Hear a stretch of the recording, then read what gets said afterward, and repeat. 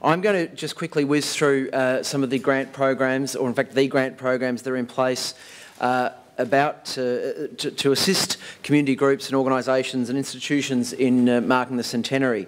There's a few of them. Some of them are ongoing ordinary Veterans Affairs grants programs, and then there are specific Anzac Centenary ones as well. And I think my colleague Kathy Nash is at the back. Kathy, do you want to stand up and do a shuffle for us? So that's Kathy. Kathy, particularly, I mean, anyone here from the branch, but Kathy especially can answer any questions you have about grants and is here hoping to do so. So I'm just going to quickly whiz through these because it's been a long day.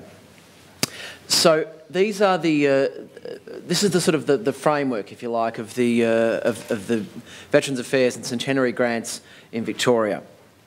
Hopefully this will make a bit of sense.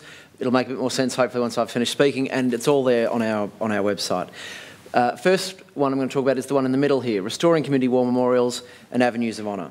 The clues in the title supports communities in restoring community war memorials, and Avenues of Honour for the purpose of the centenary have been added to this. So the amount you can apply for up to $20,000. That's been increased from $10,000 to $20,000 for the centenary, and Avenues of Honour have been added to that to help maintain and care for war memorials and Avenues of Honour. So that can be an honour board in a town hall, an Avenue of Honour in a main street, a cenotaph at the front of an RSL club, any of the above. Then the second one is the Veterans Fund Commemoration and Education. So that again is for commemorating all wars, grants of up to $20,000. That one is administered by the Victorian Veterans Council, of which Lorraine is a member. The Chair, Rear Admiral John Lord, is here. Various other members of the Council are here. That provides funding for projects which honour or commemorate the service and sacrifice of veterans and educates Victorians about the contribution made by veterans in their service. So that's for ex-service organisations, local government authorities, not-for-profit organisations, educational institutions. So under that second pillar, that will fund things like new war memorials, commemorative events, public education projects, or the preservation of veterans' memorabilia. The third one, the one right up the end, Anzac Day Proceeds Fund, that's governed by the Anzac Day Act. That's a small impost from all the sporting events that occur on Anzac Day. It goes into the Anzac Day Proceeds Fund and is then distributed, is exhausted each year for the purpose of veterans' welfare. So those of you who are in the ex-service organisation, ex-service community will know all about that one. Let me move on now then to these two. This fourth pillar, the Major Grants Program, is the one the Minister has announced this morning.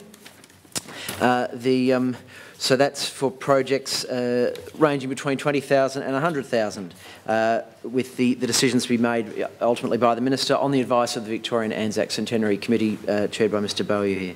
And again, plenty of members of that committee here as well. And that is obviously aimed very much at World War I projects. So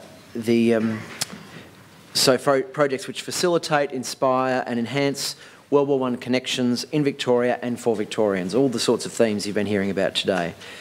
So the idea is to support significant projects which will have a commemorative or educational benefit for the Victorian community or elements thereof, and for projects which commemorate, honour and remember the service and sacrifice of World War I veterans and also people not just to commemorate the service of the veterans themselves, the soldiers, airmen and sailors and so on, but also Victoria in World War I generally. Local government authorities, not-for-profit organisations, educational institutions, the same sorts of groups can apply. And then the community grants, very similar aspirations, but for smaller projects, for community, as the name suggests, for community projects between $0 and $20,000, and that's administered by the Victorian Veterans Council.